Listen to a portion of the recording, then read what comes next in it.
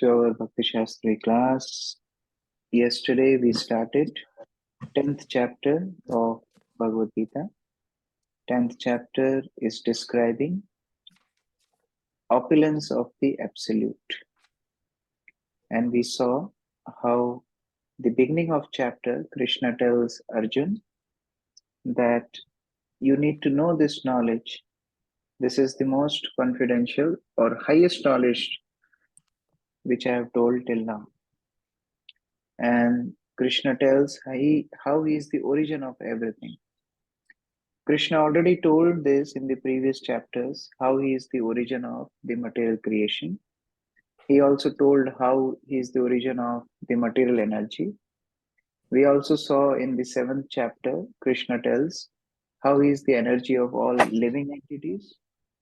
And now we see how Krishna is the source of all wonderful qualities.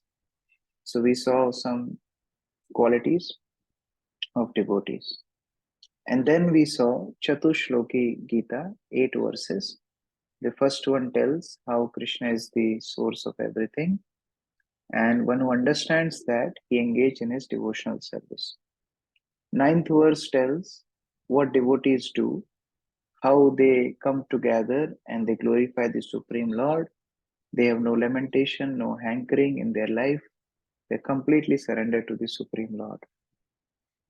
And then 10th and 11th verse is reciprocation of Krishna.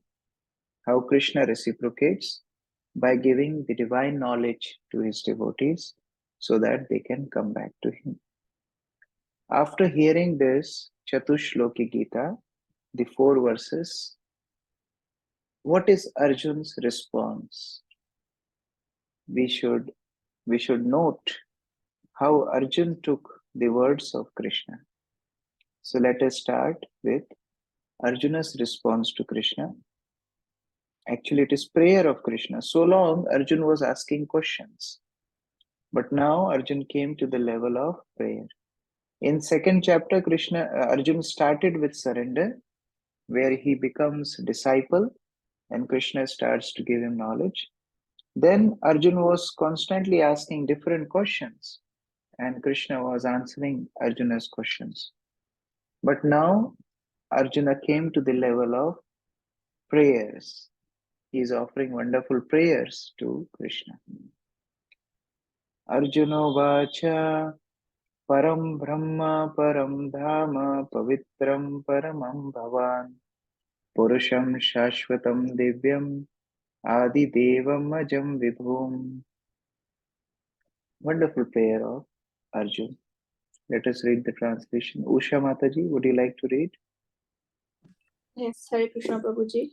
Arjun said, "You are the Supreme Personality of Godhead, the ultimate abode, the purest, the absolute truth. You are the eternal, transcendental, original person, the unborn, the greatest." So, you remember Arjun asked questions in the beginning of 8th chapter, where Arjun asks, what is Adi Brahma, Adi Yagya, Adi Bhuta? You remember all those? Where Arjun asked these questions in beginning of 8th chapter. After that, Arjun is asking now. He is opening his mouth now. So long, Krishna was just describing about devotional service. But now also, Arjun is not asking question.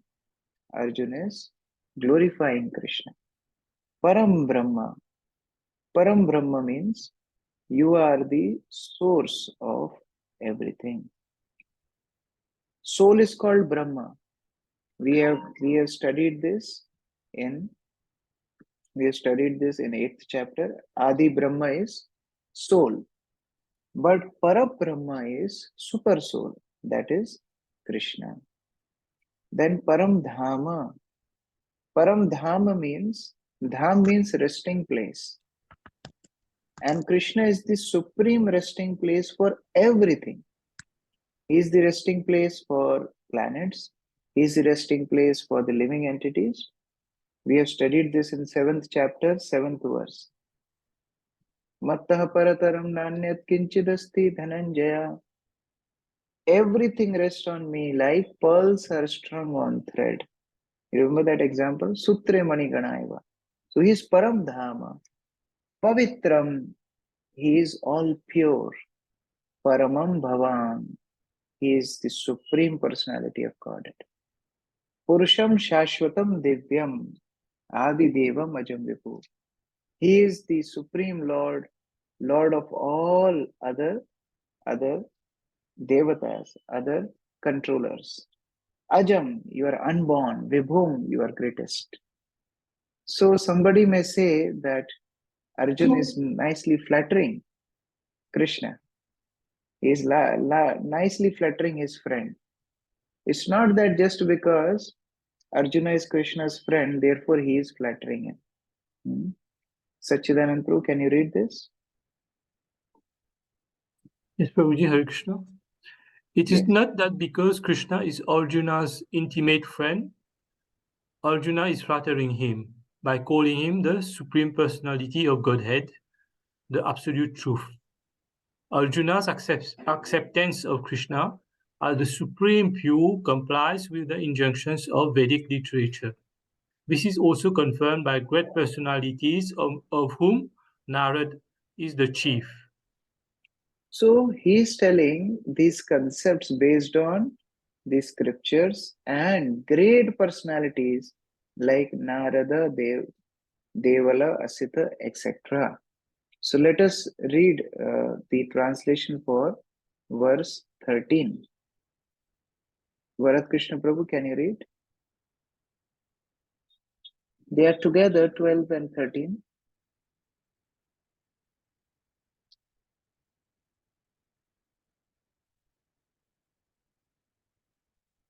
Hare Krishna.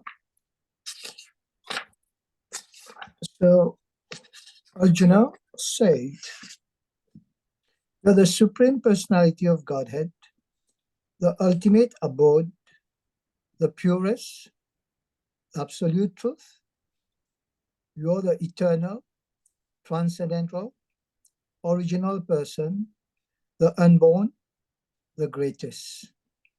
All the great sages, such as Narad, Asita, Devala, Vyas, confirm this truth about you.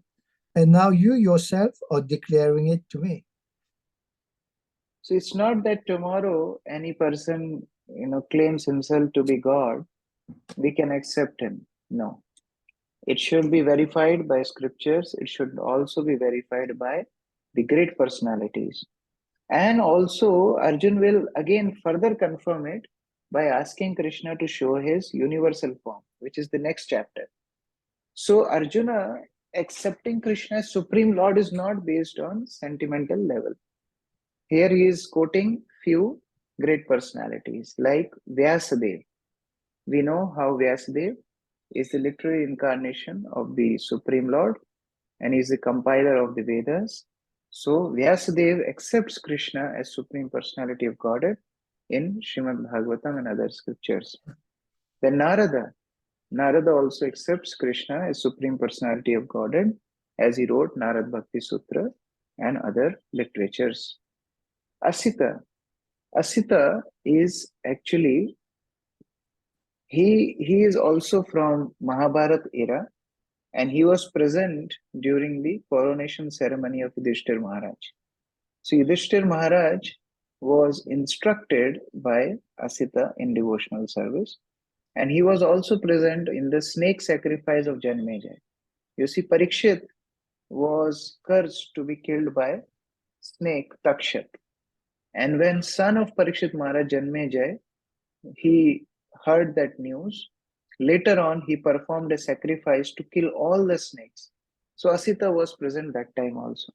So he was a great sage in the time of Mahabharata, and he was also he verified Krishna as Supreme Personality of Godhead. Another name he is quoting is Deval. Deval is also family priest of Pandavas. So Arjun is quoting to all contemporary great personalities. That contemporary great personalities like Asita, Devala, Vyas, and Narad, they have confirmed Krishna as Supreme Personality of Godhead.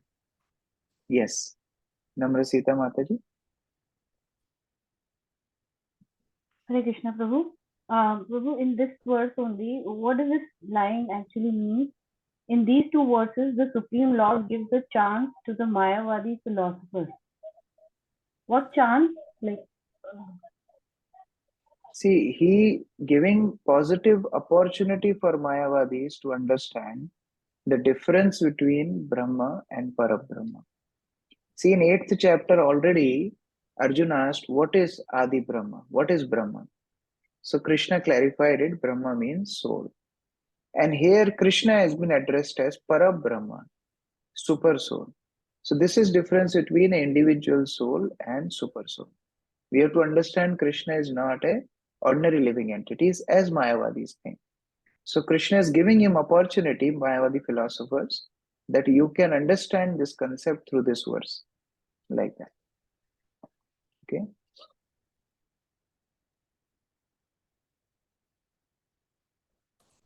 Diya Mataji, can you read this quote? Hare Krishna Prabhu. If we want to understand Bhagavad Gita, we should accept the statements in these two verses. This is called the Parampara system, acceptance of the disciplic succession. Unless one is in the disciplic succession, he cannot understand Bhagavad Gita. It is not possible by so-called academic education. So what Prabhupada is telling, that Arjuna did not speculate himself. He believed on the Parampara system. He is accepting the advice of contemporary great souls who were his gurus, like Devala Asita were gurus of Pandava families. And then Vyasdev was, of course, he was the guru of Pandavas also. And Narad Muni was also used to come in the court of Pandavas, as we know in Rajsuya Yagya also. Narad Muni came and instructed Yudhishthira Maharaj. So he is accepting the advice of previous acharyas, and therefore his knowledge is perfect. It's not that just two friends are conversing, Krishna is telling, I am the Supreme Lord, and Arjuna is accepting it. No. So here, this parampara system has been focused. And then Arjun submits that, O Keshava, Sarvametam Ritam Manne Yam Mam Vadasi Keshava. O Krishna, O Keshava, I totally accept as truth all that you have told me. So whatever Krishna has told Arjun till now, Arjun accepts it as it is. The word Keshava is very important here. What is the meaning of Keshava? Keshava. There are three letters in this word. Keshava. K means Brahma. In the Sanskrit Varnamala, Ka comes first. So K denotes to Brahma because he is the first living entity. So many times in Vedic literatures, we find this K refers to Brahma. Sha means Shiva, Lord Shiva. And Va means controller. So one who is controller of Brahma and Shiva also is called Keshava. We sing in Dashavatar Stotra also, Keshavadrita Nar Hari Rupa Jai Jagadisha Hare. That Keshava means the Supreme Lord, who is even the master of Lord Brahma and Lord Shiva. So Arjuna is addressing Krishna as the Supreme Lord and accepting the words of Krishna as it is. So Devi Mataji, can you read this quote?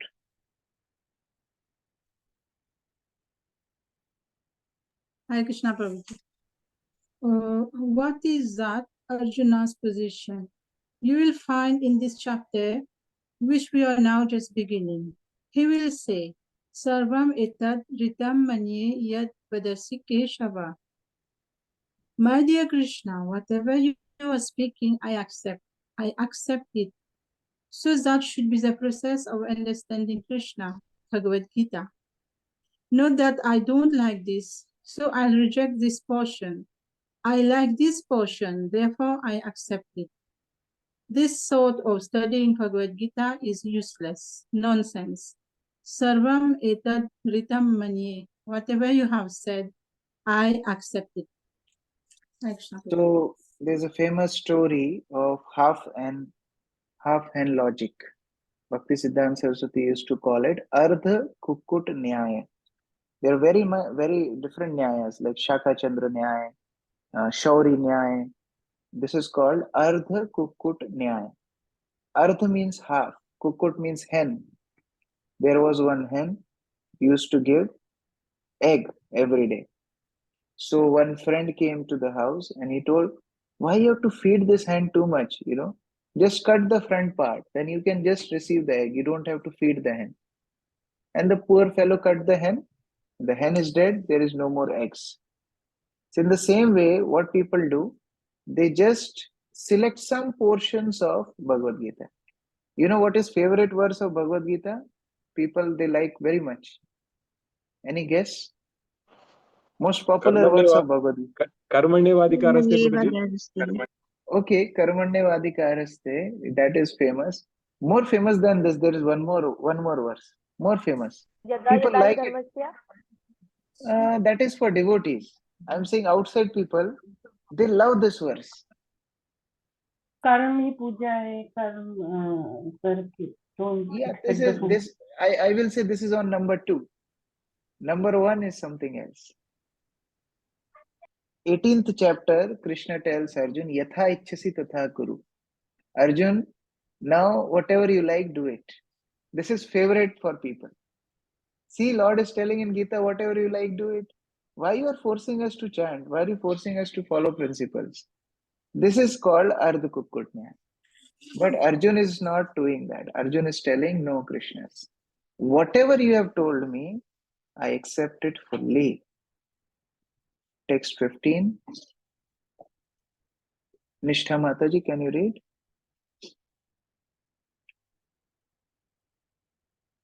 Hare Krishna, Prabhuji Dandavat Pranam.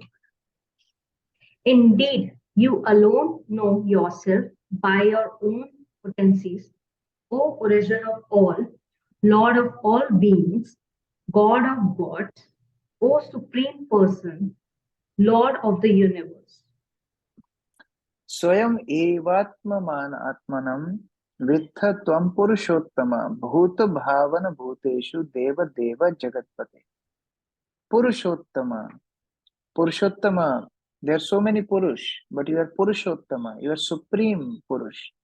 You are Supreme Person. Bhuta Bhavana.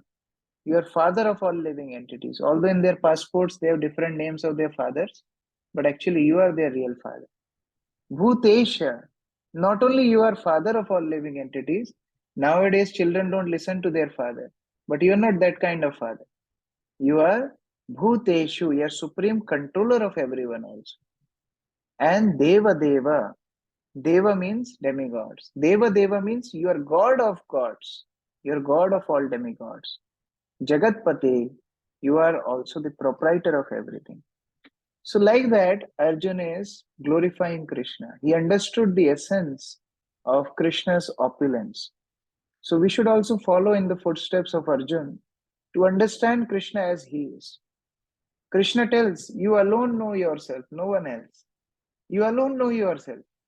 Because who can understand you? Although Arjuna is glorifying Krishna, that doesn't mean Arjuna has understood Krishna fully. No, Arjuna is telling in this verse, only you know yourself fully. We are simply glorifying you as per our limited experience. So now Arjuna is requesting Krishna, can you tell me your divine opulences in detail? Because you know yourself. We will only understand that much as much you will reveal. So please tell us your opulence in detail. Radha Vallabha Mataji, can you read translation of 16th verse? Yes,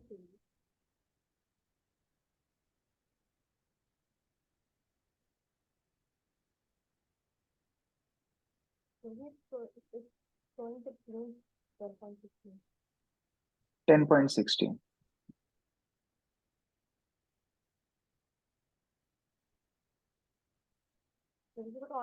It's 10.15. Yeah, I was thinking that you have Bhagavad Gita and you'll read from there. No, Prabhuji, I don't have now. Actually, I'm outside. Okay, you can read from here. Please tell me in detail of your divine opulences by which you pervade all these worlds. So, Yabhir Vibhuti Bhir Lokam, by which you are actually pervading the whole universe. You're present in every aspect of this world. Please tell me that opulence. I want to know those opulence, my dear Krishna. Please tell that. Amal Arjun Prabhu, you raised your hand? No, Prabhuji, I just wanted to add to what you just said. Yesterday you said, no, Prabhuji, the father knows the child very well, but the child doesn't know the father very well. So Yes. unless the father talks about his pastimes and his childhood activities, the child will never get to know. So I'm just trying to relate that, Prabhuji. Yeah, very nice example. Like sometimes we ask our father, Father, do you also went to cinema hall in your youth? Then we say, yes, I used to go first day, first show. And then, that's how the thing starts, the talk starts. So like that, Arjun is asking Krishna, like, Krishna, we want to know more in detail about your opulence. Text 17. Brajasevaki Mataji, can you read? Yes, Hare Krishna Prabhu. O Krishna, O Supreme Mystic, how shall I constantly think of you, and how shall I know you? In what various forms are you to be remembered, O Supreme Personality of Godhead? So somebody may ask, why does Arjun need to ask Krishna to explain all these opulences? After all, he is devotee of Lord. Why does he need to know all these opulences of Lord in detail, which are sustaining the material world? Actually, Arjun is convinced that Krishna is Supreme Personality of God. It's not needed for Arjun. But as a devotee, he is merciful for the common man. See, common conditioned soul, they have no love for Krishna. They cannot always think of Krishna. Therefore, he has to think of Krishna in relation to material world. So Arjun is helping us to understand how we can see Krishna manifested by his physical representations, how he is present in the worldly things. And that's how we can slowly become Krishna conscious. I think we discussed this before. Prabhupada even told that if you're drinking wine, if somebody, not you, the devotees don't drink wine, we don't do that. But if some person is drinking wine, then also he can think about Krishna, that Krishna is the taste of wine. So at least somewhere it has to start. May not be completely pure, but somewhere it has to start. So therefore Krishna will reveal his opulence, and Arjun is requesting Krishna to do that for common conditioned soul. So Krishna may tell Arjun, but Arjun, I am telling you so many things. We are already on the 10th chapter. Are you not satiated by so much knowledge? Are you not like already you're bored of hearing all these opulences and things?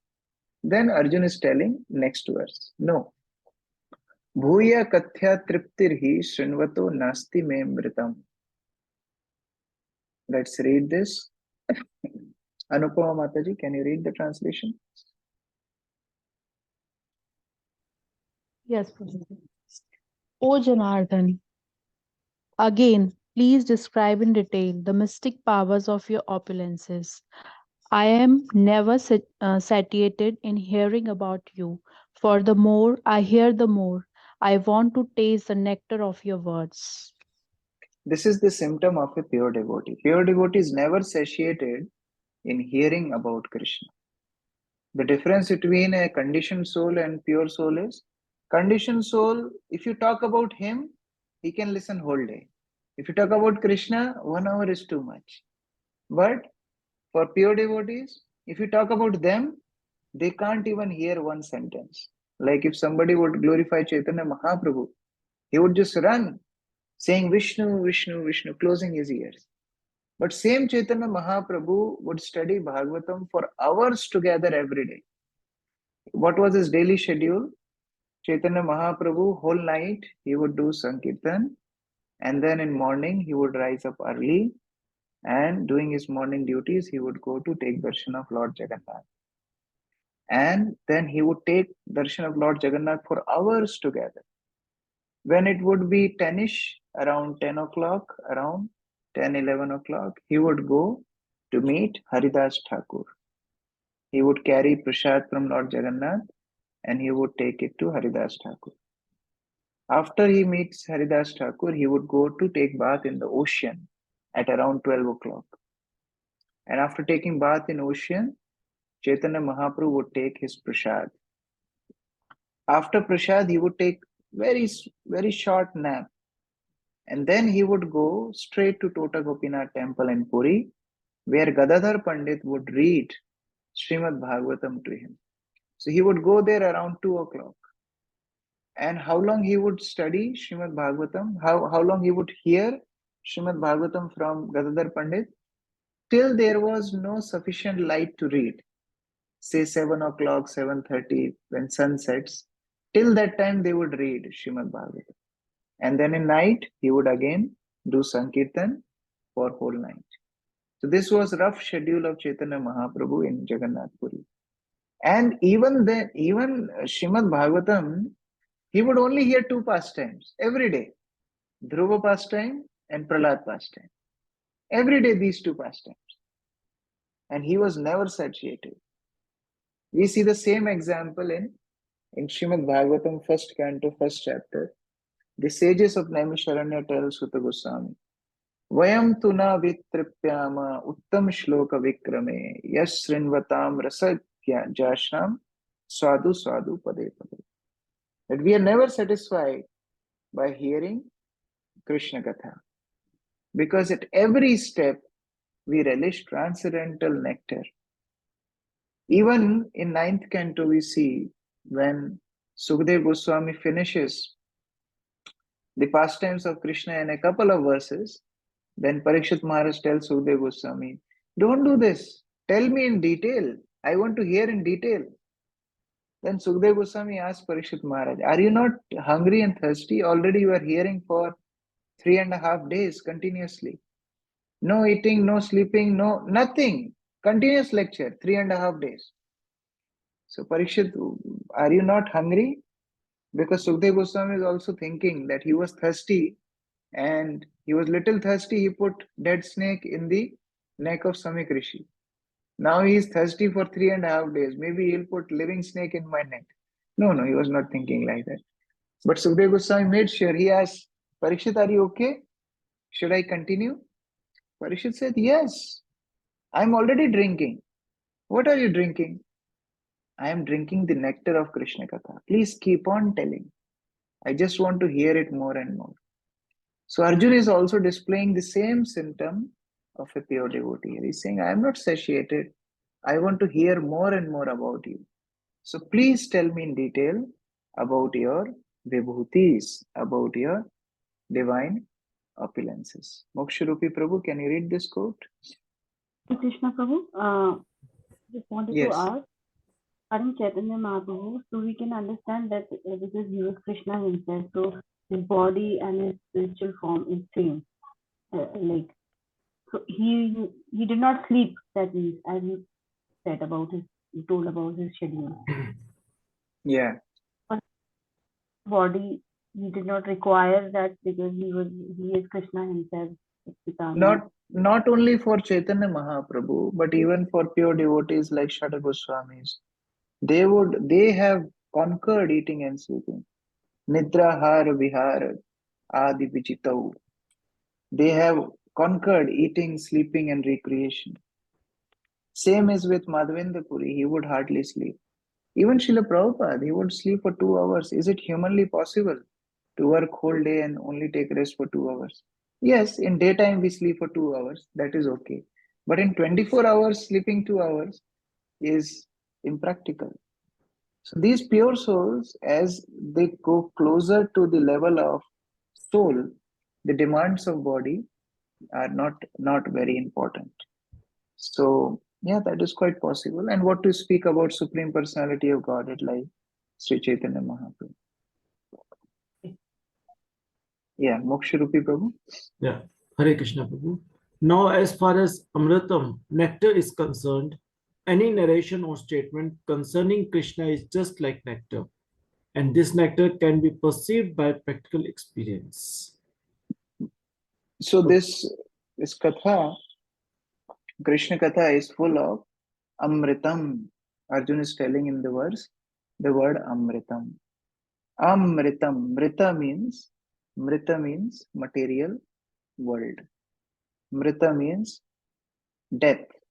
Mrita means material clutches. Amritam means one who can liberate us from material clutches. Like Rukmani also tells Krishna that your Krishna Katha is the best painkiller. Bhava Angatapam. By hearing Krishna Katha, one get free from all kinds of material tribulations. And not only that, this Krishna Katha is going to work after death. No, one can experience it practically. That when we hear Krishna Katha, if you are too disturbed, just hear from your spiritual master. If you're so disturbed, just hear from Srimad Bhagavatam. That experience is very different. Krishna Katha has ability to satisfy the soul. So it can be perceived by practical experience. So now Arjuna has requested Krishna to tell more about his opulences in detail. So now Krishna is going to tell that in the following verses. Amal Arjun Prabhu, can you read the translation for 19th and 20th? Hare Krishna, please. The Supreme Personality of Godhead said, "Yes, I will tell you of my splendorous manifestations, but only of those which are prominent. O Arjuna, of my opulence is limitless.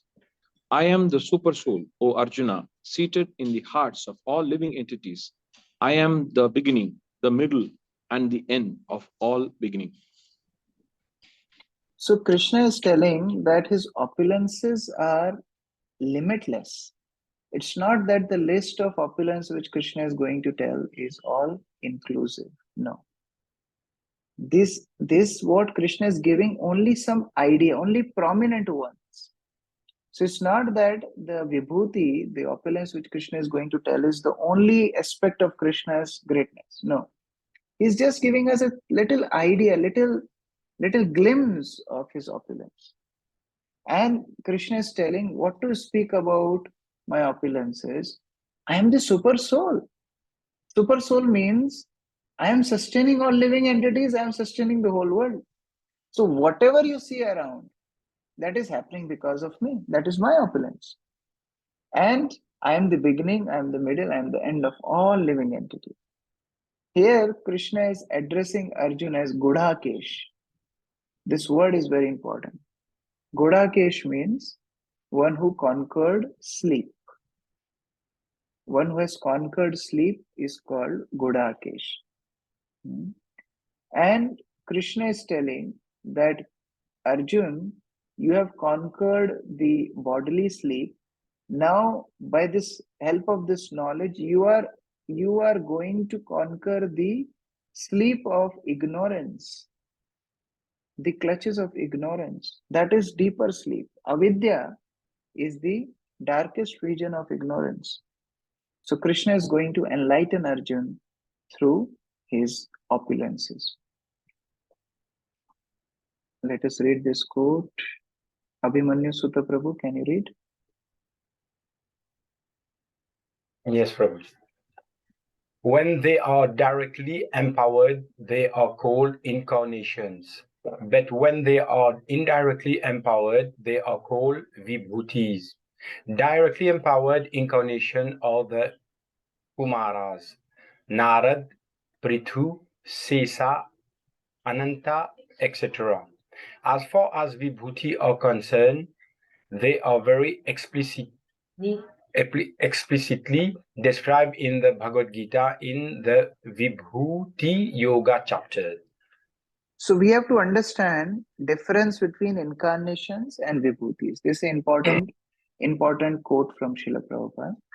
See, incarnations are directly empowered by the Lord. So there are two types of incarnations. One is Swansha incarnations, which are direct expansions of the Supreme Lord. And another type of, actually there are 5 types of incarnation. We'll not go into that. But in this context, one is Swansha incarnations, which are direct expansions of Lord. And another expansions are Shaktavesh incarnations, which are empowered incarnations.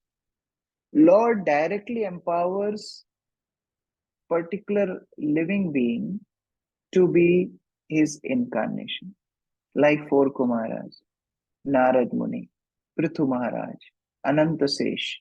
These are all especially empowered by Lord, and they are called Shaktavesh avatar.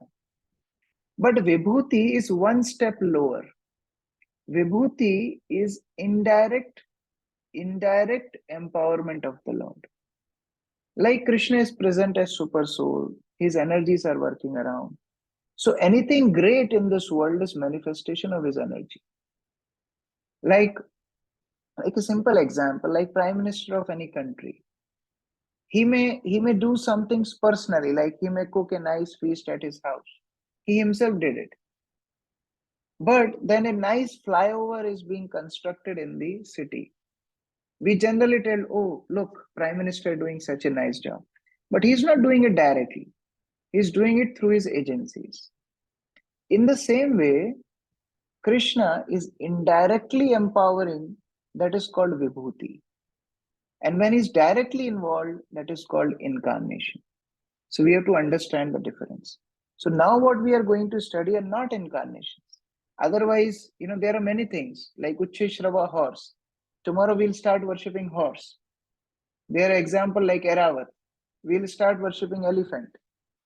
Even Krishna is telling, I am Indra. So then we'll start worshipping Indra. No. All these examples are given because Krishna is telling his indirect empowerment in the material world. And as we discussed, specifically this is for those who cannot appreciate Lord directly. So when they see the world, they can at least appreciate Krishna's opulence. So let us see it one by one. We have tabulated it and in the different categories.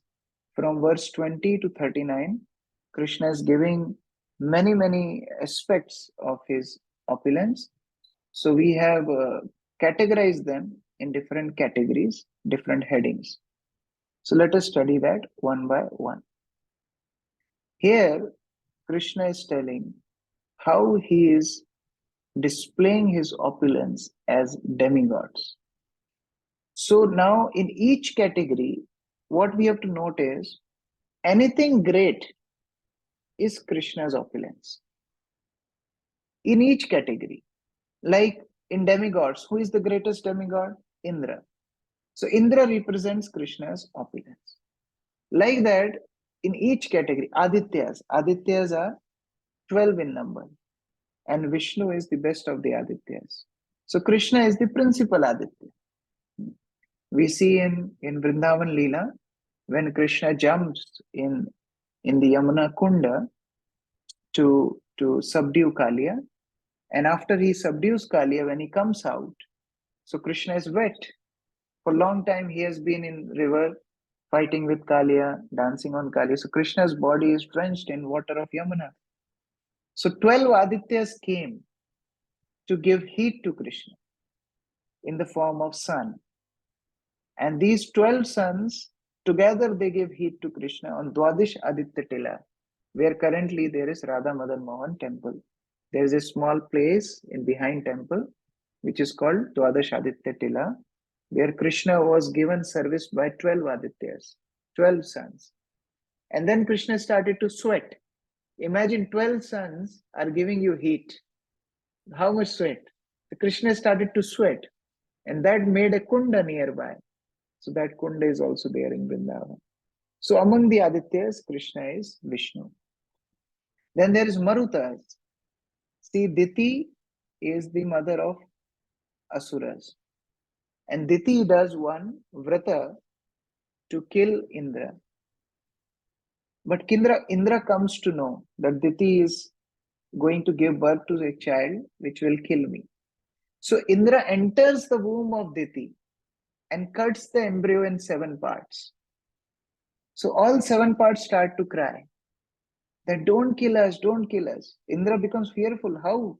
They became 7, they all 7 are crying. Then he cuts each of that part in another 7 parts. So 7 into 7, 49. 49 parts of embryo. Each one got a soul. All started to cry, don't kill us, don't, Maruta, Maruta. So their name became Maruta. Maruta means don't kill us.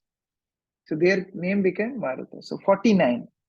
And one Indra was also in the womb because he was cutting all of them. So then Indra thought, oh, we are in the same womb and they are small children. They are requesting me not to kill. Let us become brothers. So then Diti gave birth to 50 of them, 49 Marutas and one Indra. So 50, they became brothers.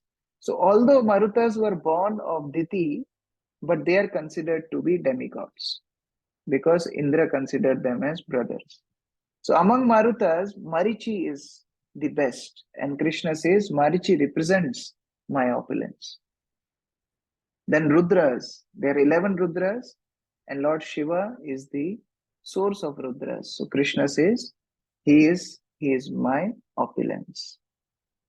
Then Yakshas and Rakshasas, Kuvera actually controls Yakshas and Rakshasas. Yakshas and Rakshasas are army of Kuber. Kuber is the treasurer of the demigods, and to guard the treasure, he has his army, he has his guards. They are called Yakshas and Rakshasas. So Krishna is saying, among Yakshas, I am Kuber. Then among Vasus, Vasu is also 8 Vasus are there, Ashta Vasus. What are these Ashta Vasus? First is sky, second is land, third is air, fourth is fire, fifth is sun, sixth is moon, seventh is water, and eighth is stars. So among Vasus, I am Agni, fire. So like that, Krishna is telling one by one his great opulence. Among generals, different generals of armies, I am Kartikeya, because Kartikeya is army general for the demigods. Among Gandharvas, I am Chitrarath. Among creators, there's so many creators, we also create something. But among creators, I am Lord Brahma. Among Daityas, I am Prahlad. I am dispensers of law, I am Yamraj. In ancestors, I am Aryam. And in the cause of procreation, I am Kandarpa. I am the god of love. Kandarpa means Cupid. I am Cupid. So like that, Krishna is telling his presence among the demigods. Then Krishna is also telling how he is present among the sages. In sages, of all sages, he is Vyasadeva. Because Vyasadeva is a literal incarnation of the Supreme Lord. He is the compiler of the Vedic literatures. So he is Krishna saying, I am Vyas. Then in sages, he also told about Bhrigu. Because you remember that pastime? When all demigods and saintly personalities, they were confused. Who is best, Brahma, Vishnu or Mahesh? Then they made Bhrigu as their leader. And they sent Bhrigu to test who is greatest. So he went first to Lord Shiva. He first went to Lord Brahma and he mentally offended Lord Brahma. Brahma became angry. Then he went to Shiva and verbally offended Lord Shiva. Lord Shiva also became angry. But then he went straight to Vaikuntha and he kicked on the chest of Lord Vishnu. He physically offended Lord Vishnu. See, first was mental offense, which is not very serious. Then verbal offense, more serious. Then physical offense, most serious. But Lord Vishnu was not angry. Rather, he took feet of Bhrigu and started to massage his feet. But see, my chest is so hard and your feet is so soft. You must have got some pain. So like that, Bhrigu was selected as the leader of sages. Krishna is saying, I am that Bhrigu. Now we have to understand Prabhupada's explanation that it doesn't mean that Bhrigu becomes an incarnation. Krishna is telling about his opulence. They are vibhutis, not incarnations. Then among the sages, among demigods, they are called Devarishis. Devarishis. Demigods, when they become sages, they are called Devarishis. When kings become sages, they are called Rajarishis. When Brahmanas become sages, they are called Brahmarishis. So Narad Muni is Devarishi because he is, transcendental spaceman. He can travel anywhere like demigods, but he is a sage. So Krishna is saying, among Devarishis, I am Narad. Among priests, I am Brihaspati. Brihaspati is the spiritual master of the demigods. Among perfected beings, I am Kapil Dev, who gave the Sankhya philosophy. And among great thinkers, I am Shukracharya. So like that, Krishna told his presence among the sages. Then human beings. Krishna is giving a few examples. First, he is telling about general. Among men, I am monarch, king, because king is considered to be the best among the human beings, Narottama. So therefore, he is saying, among the general populace, I am king. King represents Krishna. And among two great dynasties, Krishna is quoting them. Among Vrishnis, I am Vasudev. You know how great Vasudev was? When he was born, demigods were beating drums and kettles. Therefore, another name of Vasudev is Anakadundubhi, is another name of Vasudev. He was so great, and he remained like that throughout his life. Can you imagine? By his character, even Kansa could believe on Vasudev.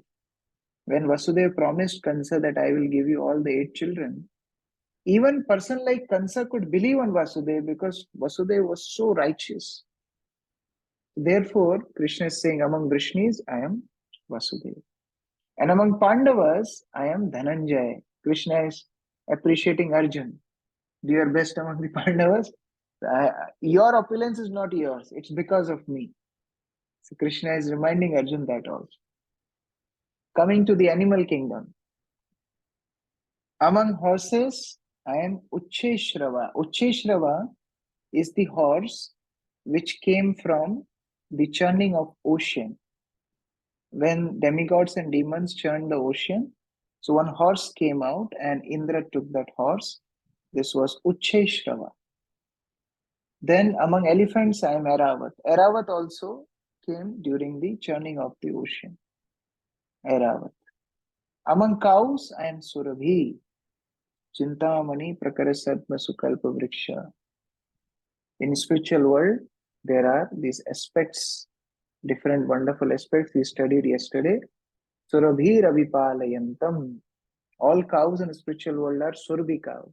They are wish-fulfilling cows. So among cows, Krishna is representing, or Surabhis are representing Krishna. Among servants, I am Vasuki. This Vasuki was used to churn the ocean. You see, while churning the ocean, they used Mandar Parvat, Mandar mountain, and there has to be a rope to pull the mountain. So this Vasuki became the rope, a celestial snake. Many hoods Nagas. Now Vasuki is single head serpent. But Nagas, the many hooded serpents, I am Anantasesh, the Seshnag. Then among aquatics, one who lives in water, I am Varunadev, because Varun is the lord of water. Among fishes, I am shark. Among beasts, I am lion. And among birds, I am Garuda. So like that, Krishna is showing his opulence in the animal kingdom. Now coming to the laws and crime. Krishna is telling about different situations here. Among subduers, I am time. See, nobody can tell that I will not follow time.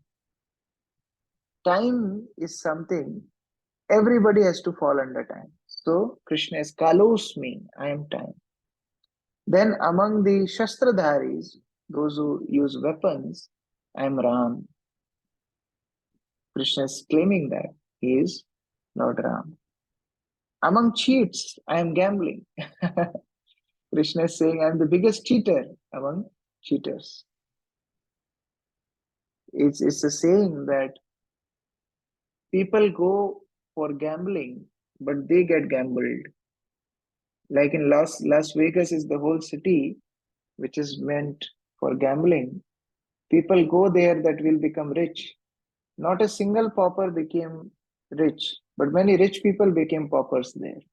As Krishna is telling here, among cheaters I am gambling. So it's meant for cheating.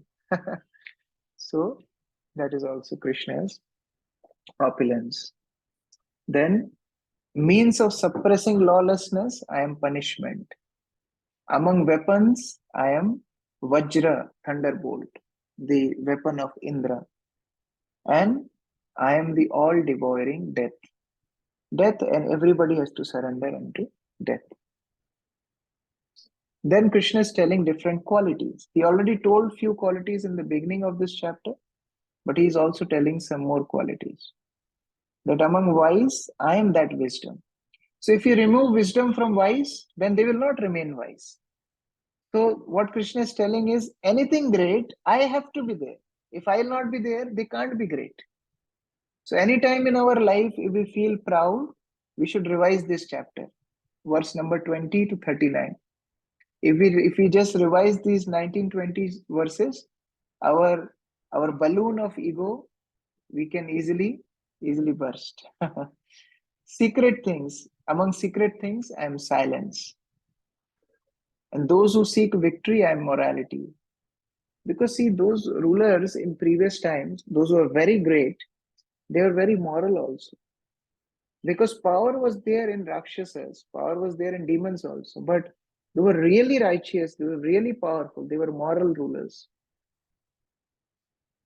Among women, Krishna is telling a few qualities. I am fame, fortune, fine speech, memory, intelligence, steadfastness, and patience. These are the qualities in women which Krishna is telling to be his opulence.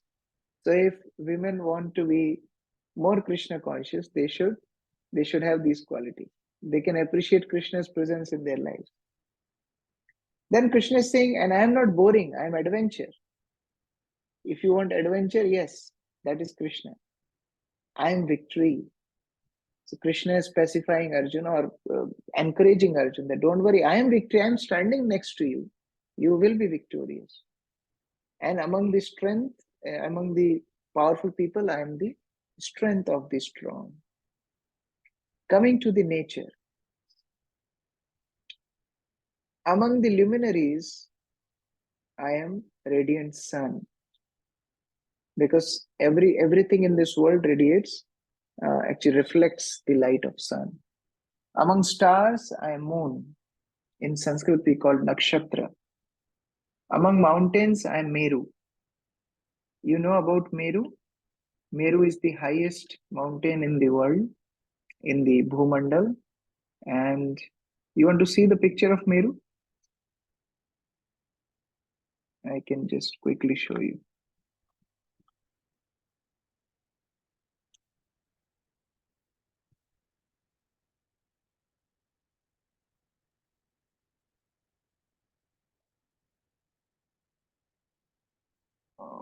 Okay. I really want you to see this. Okay, I got it.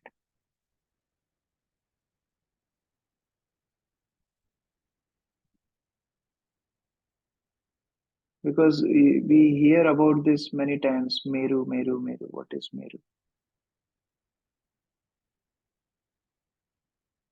Okay. Can you see this? Yes, Prabhu.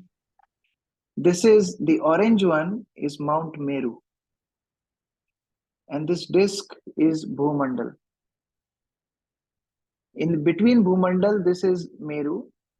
And the height of Meru is 100,000 yojanas, which is 800,000 miles. This is height of Mount Sumeru. It looks something like this. And then there are different tracts of land, 9 verses, on the all sides of Meru. So if you read 5th canto of Srimad Bhagavatam, you'll read this Mount Meru. So it's the highest mountain in the Bhumandalam. So Krishna is saying, if you see Meru, you remember me, because that is my opulence. Then among immovables, Hare Krishna. Prabhuji, what? Yes. Hare Krishna. Prabhuji, what does Bhumandalam is? The whole universe? No, the earthly planet. The only Earth? Yes, earthly planets. Actually, I'm not going into that detail, because then there will be discussions about Earth is flat or Earth is round, or according to Vedic calculations. So when you read Srimad Bhagavatam, that time we can discuss in detail. If you're lucky enough, or I am lucky enough, if we are together, we can study this in detail in 5th canto.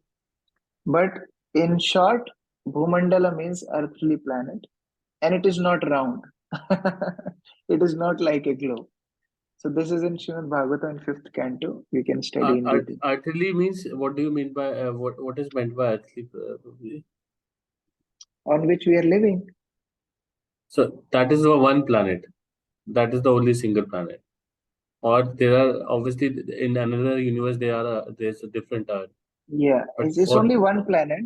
It's only one planet. But the geographical understanding which we have, according to modern scientists, is not matching with cosmology in Vedas, in Srimad Bhagavatam. So we have to study in detail in 5th canto of Srimad Bhagavatam. And there we see that our understanding of Earth is very, very limited. Very, very limited. There are so many things beyond it. But till now we have not discovered. But Srimad Bhagavatam tells so many details about this earthly planet. Some things we have discovered, like Himalayas we have discovered. But many things we have not discovered. Like Meru, we have not discovered as yet. So all these knowledge are there in Srimad Bhagavatam. And modern knowledge may not exactly match with it, because their knowledge is limited. They are still researching. So if you want to really study in detail, then in 5th canto Srimad Bhagavatam, we can study this. Okay? Okay. Then among water bodies, Krishna is saying, I am ocean.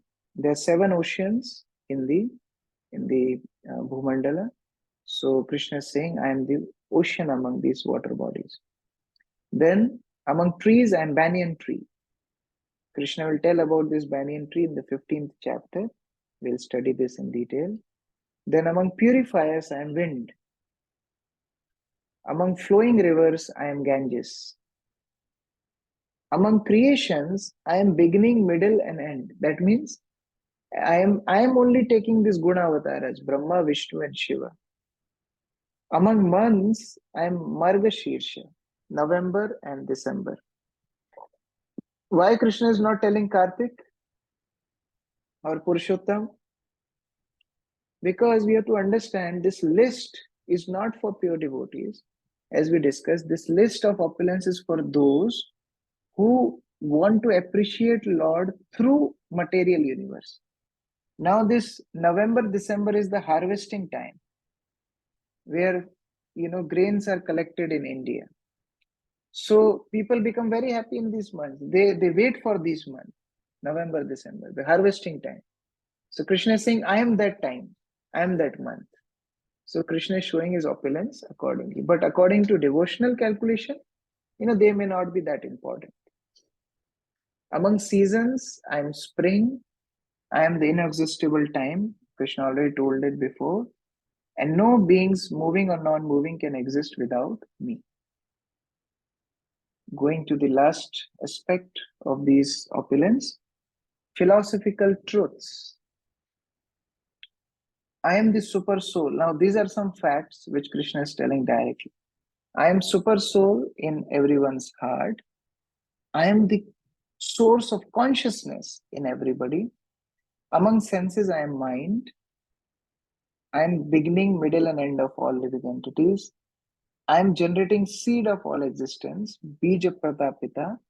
Krishna is the source of all living entities. He is the generating principle of everything. Among Chandas, he is, among the poetry, the Vedic poetry, Krishna is Gayatri. As we discussed yesterday also about different mantras with Bij, Nam, and Nyas, that is called Gayatri. So Krishna is that Gayatri. Among letters, Krishna is A, the first letter. Then among compound words, Krishna is dual compound. Now in Sanskrit, there are dual compound words like Dvanda, pair. Like sometimes in Sanskrit you call Rama, Sita, Cha. So together they are called Rama, Sita. And there are some compound words that are called Tat Purusha, like Ramasya Mata, mother of Ram, directly called Rama Mata. There are some compound words. But dual compound means like Ram Ram. That is dual compound. So Krishna is saying, I am the dual compound. That is the best composition in Sanskrit. Namra Sita Mataji? Prabhu, since intelligence is higher than mind, then how isn't Krishna intelligent? See, here it's not about the hierarchy. It's about who is more prominent. And as we discussed, this all opulences are for conditioned souls to perceive Lord. Now in conditioned life, who is more prominent? Mind. Mind is directing the senses. Intelligence becomes more powerful in spiritual sphere. When somebody becomes impersonalist or yogi or jnani or bhakta. But in conditioned life, that is not the case. Mind overpowers the senses. So Krishna is saying about the prominence there. Okay? Then among sciences, I am the science of the soul. Among logicians, I am conclusive truths. And among hymns in Samaveda, I am Brihat Sama. Brihat Sama is a section of Samaveda which is considered to be most scholarly. Yes, Varat Krishna Prabhu? Yes, Prabhu. I mean, about the mind, in chapter 15, verse 7, Krishna says that the living entities are my eternal fragmental parts, and due to conditioned life, they're struggling very hard with their six senses, which includes the mind. So the mind is, what you call central processor, and this is what carries our experiences from one life to another. Yes. So in the material world. Thank you, Prabhu. Yeah. That's what I was trying to explain. That see, in conditioned life, mind is most prominent. See, in hierarchy, ego is more higher than intelligence. But Krishna is not talking about ego. Krishna is not talking about intelligence because they are not in that prominent role. Like in family, sometimes you see husband should be in prominent role, but sometimes it doesn't happen. Wife becomes prominent. So Krishna is telling why, about mind. Here in conditioned life, mind is more prominent. So Krishna is saying that represents my opulence. Like that. Okay. Then in Vedic mantras, because it starts with Om, we already discussed this. Krishna represents Om. Omkar is the impersonal aspect of the Supreme Lord. And among sacrifices, Krishna says, Japa Yagyosmi. Among all sacrifices, I am the chanting of the holy name, Sankirtan Yagya. So this is again another reference which is very important for devotees because people sometimes challenge devotees. Where in Bhagavad Gita is written about chanting? So yesterday we saw one reference and today we are seeing one reference. And then he's saying among Vedas, I am Samaveda. So like that, Krishna has systematically told many categories. Okay, you want to see me in animals? I'm there. You want to see me in some qualities? I'm there. You want to see me in Vedic literatures? I'm there. You want to see me in demigods? I am there. You want to see me in demons? I am there. Everywhere Krishna is showing his opulence. And then Krishna tells that not only this is not end to my opulence. Yadyat vibhuti mat sattvam srimat urjutam evava taddat eva gachatvam mamat tejonsa sambhava. Teja amsha. Teja amsha means spark of my splendor.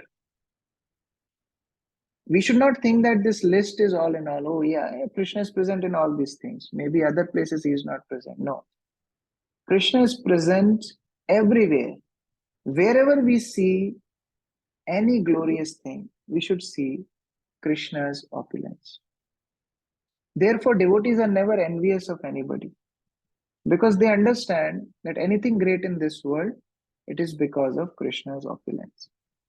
So that is what the conclusion Krishna is giving, that wherever you see great thing, you have to understand anything beautiful, anything opulent, anything great, it is spark of my splendor.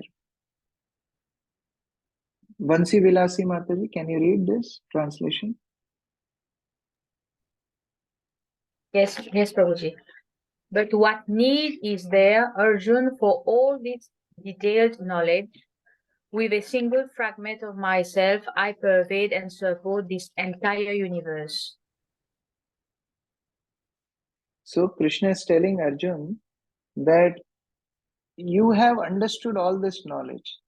But even if you don't remember this, don't worry. Just understand that by my little fragment of energy, by a little fragment of myself, I pervade, I am existing in entire creation. I create, I support, I devastate everything by my little opulence. So Krishna is telling Arjun that, okay, I told you all this list. Even if you don't remember, just remember that by little energy of mine, little fragment of mine, I maintain the whole thing. Venudhari Prabhu, can you read this quote? Yes, Prabhuji, Hare Krishna. The Lord here tells Arjuna that there is no point in understanding how things exist in their separate opulence and grandeur. He should know that all things are existing due to Krishna's entering them as Supersoul.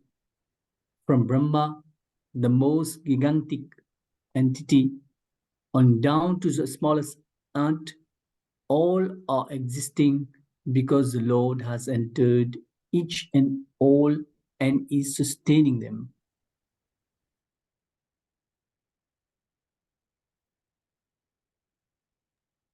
If, however, one thoroughly studies the different description of the opulences and expansions of Krishna's energy, then one can understand without any doubt the position of Lord Shri Krishna and can fix his mind in the worship of Krishna without deviation. So anything in this world, we have to understand, is completely dependent on Krishna's energy, Krishna's presence, Krishna's help. And when a devotee understands this, then easily he can depend on Krishna. He can become more and more Krishna conscious. So that is the essence of this this whole episode. But does that mean that Krishna is impersonal? No. We have to understand that this is just the spark of his splendor. But in his divine nature, Krishna exists all the time in his spiritual abode. So like that, this is the summary study of the 10th chapter. I request devotees, now we have 3-4 days. We can read this chapter nicely. And when we meet next week, we start with 11th chapter, where Arjun is now going to ask Krishna about the practical demonstration of his opulence. Now Krishna has spoken theory, but in next chapter, Krishna will show these opulence in his universal form.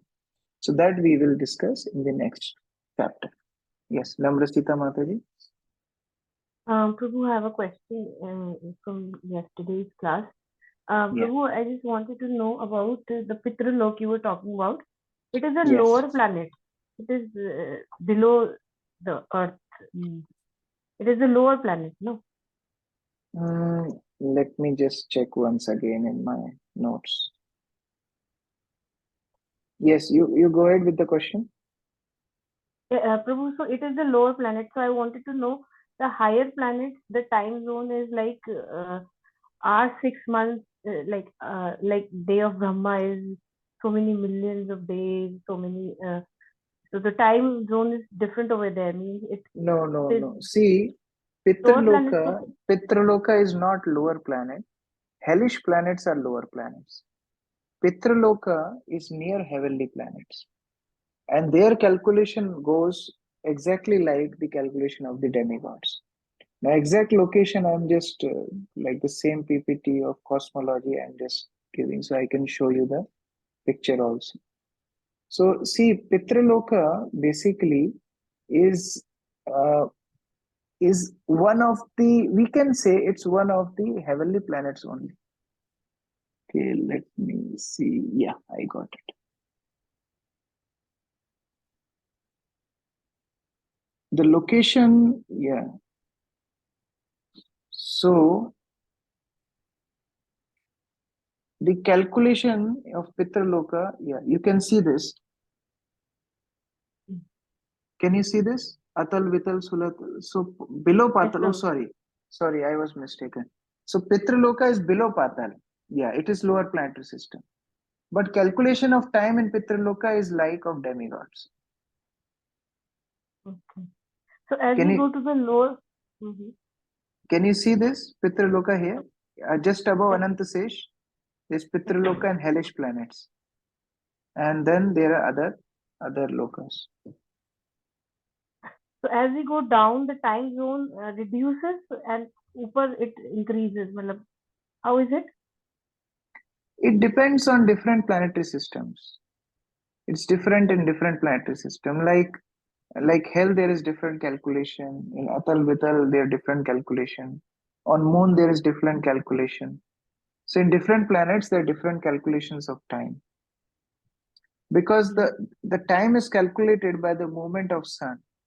Now, this Bhumandala is not perfectly like a cylinder. It's like a trapezium.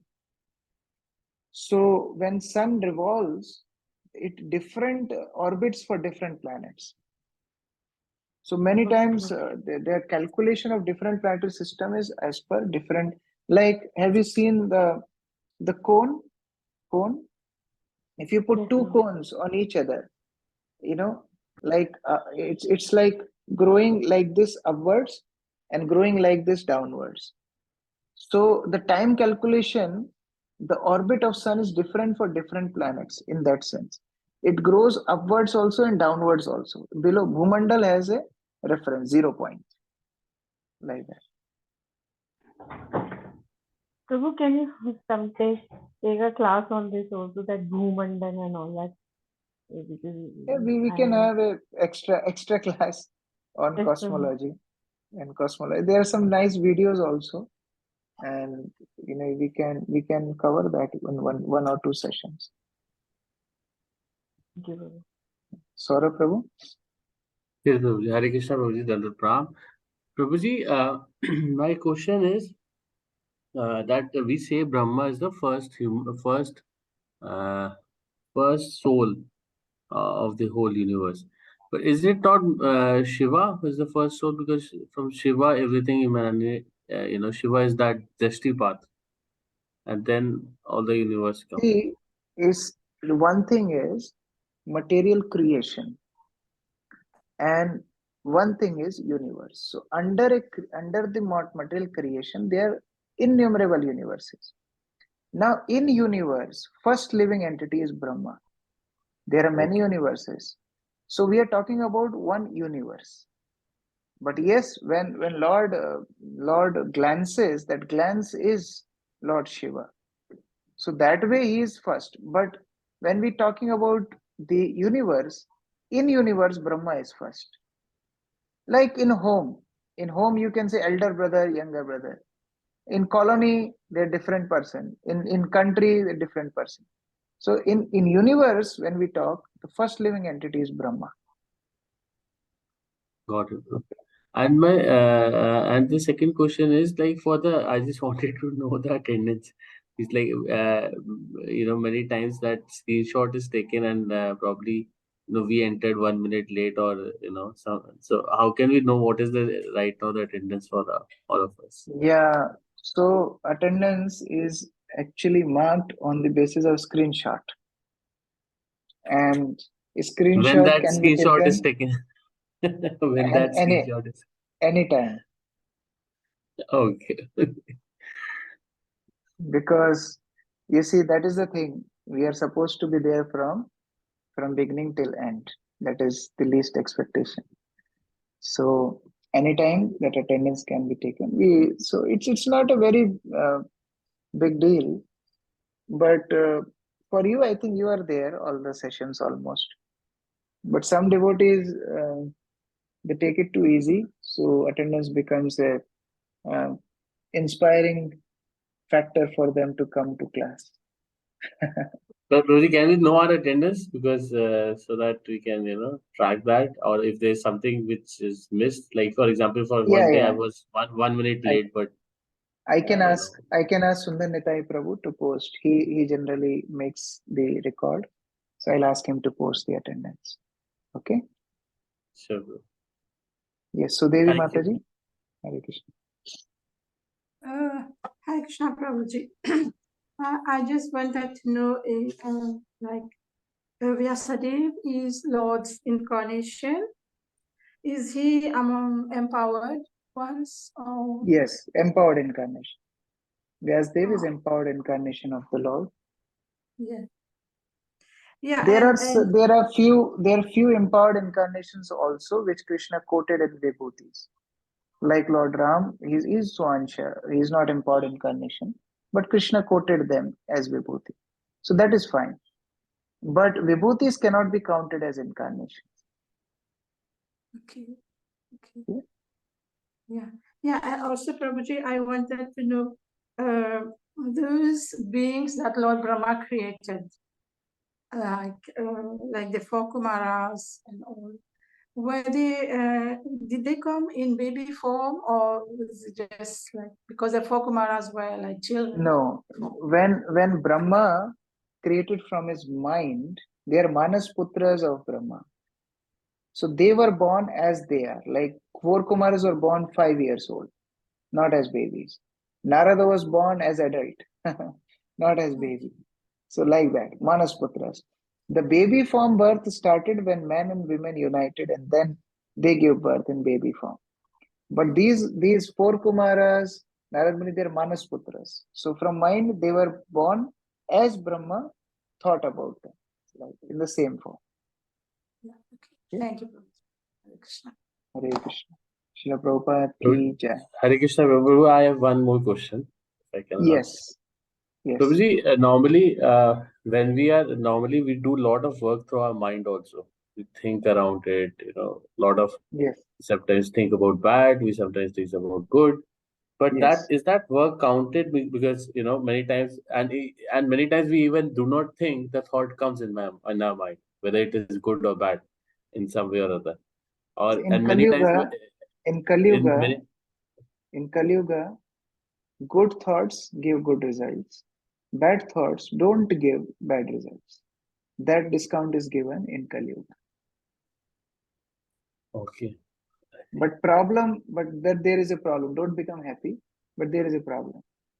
Because if you think about bad things, then dhyato vishaya punsa sangastesho pajayati.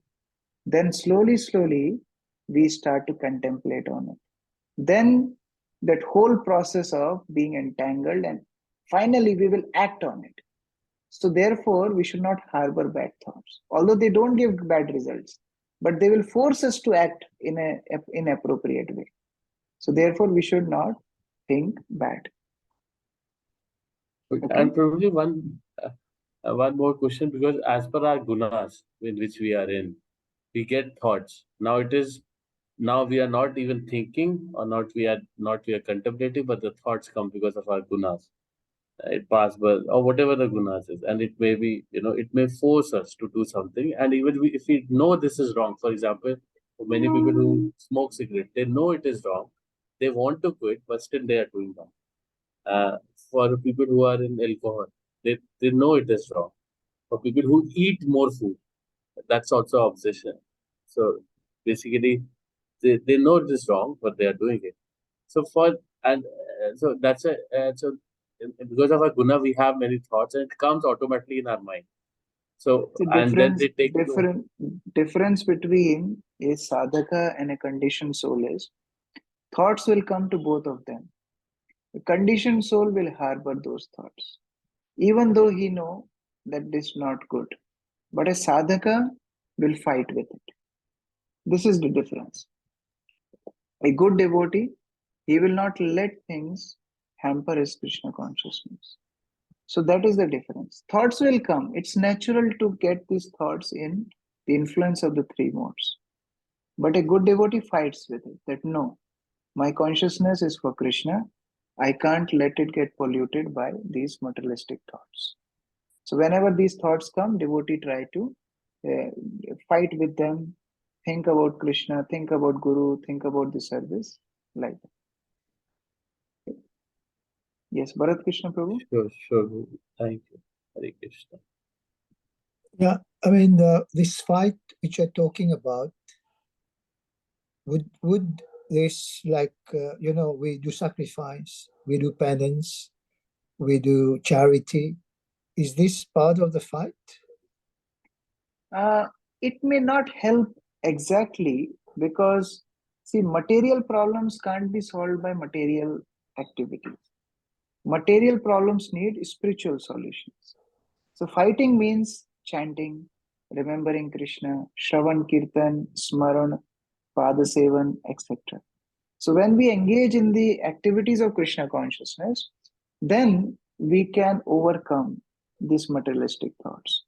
So it's like, like one time Santa asked Banta, Santa Banta, Bharat Krishna Prabhu? In India, they are very famous. No. They're two good friends, Santa and Banta. So Santa asked Banta, you are wearing a nice coat, but what is this blue patch on it? So Banta tells, actually it was a blue coat, and all over I have a black patch. So what happens is, when we try to, my kurta got teared here. Now to patch it up, what I need to do, I have to put one cloth. Now if I tear some cloth from here and put here, will that solve my problem? I have another patch here. Then I have to fill this gap. I have to tear my cloth from here. No. For material problems, we can't substitute another material solution. We need a spiritual solution.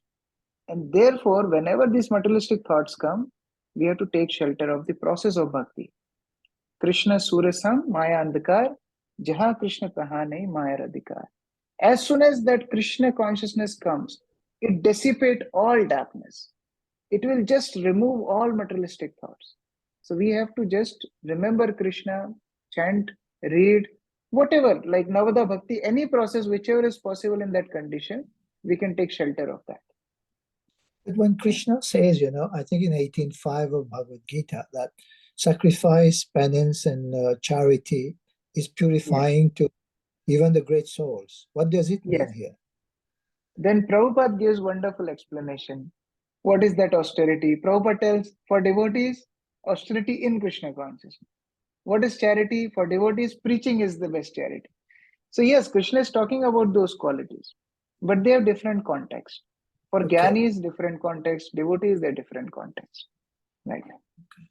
All right. Thank you. Hare Krishna. Shri Prabhupada ki jai. Srimad Bhagavad Gita ki jai. Happy Nrsimha Chaturdashi tomorrow.